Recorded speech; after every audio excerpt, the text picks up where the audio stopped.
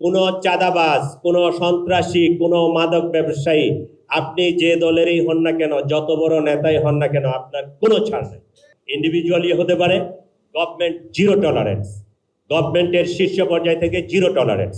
যে ইট পাটকেল মারলে এটা আমার গায়ে লাগবে না, সে মনে করে আমি যদি একটা পোর্টফোলিও হোল্ড করতে পারি, আমি যদি একটা দলীয় ব্যানারে যেতে পারি, আমি যদি ইয়াতে যেতে পারি, তাহলে আমার গায়ে আঁচড়টা লাগবে না। কিন্তু দিন পাল্টে গেছে।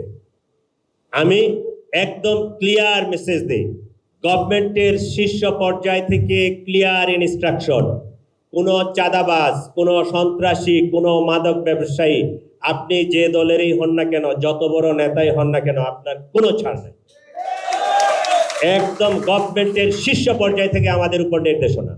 আমরা লিস্ট করতেছি, এটা আপনারা অচিরেই এটার ফল পাবেন, দেখবেন। হয়তো কম্বাইন অপারেশনও হতে পারে, ইন্ডিভিজুয়ালি হতে পারে। গভর্নমেন্ট জিরো টলারেন্স, গভর্নমেন্টের শীর্ষ পর্যায় থেকে জিরো টলারেন্স। এখন সেই ওই আগের দিনের অবস্থা নাই।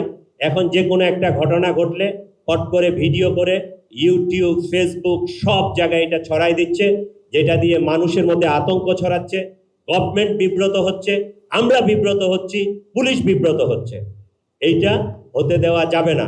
এইটা আপনারা মহল্লায় মহল্লায়, আমরা বিট পুলিশিং এর আদতে আমরা কমিটি করে দিব।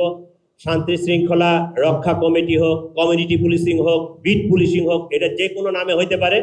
বাট এখানে ওই মনে করেন যে মসজিদ, স্কুল, ব্যবসায়ী, দলীয় নেতৃবৃন্দ সকলের অবস্থান থাকবে। সকলে নিরপেক্ষ একটা কমিটি যেন হয়।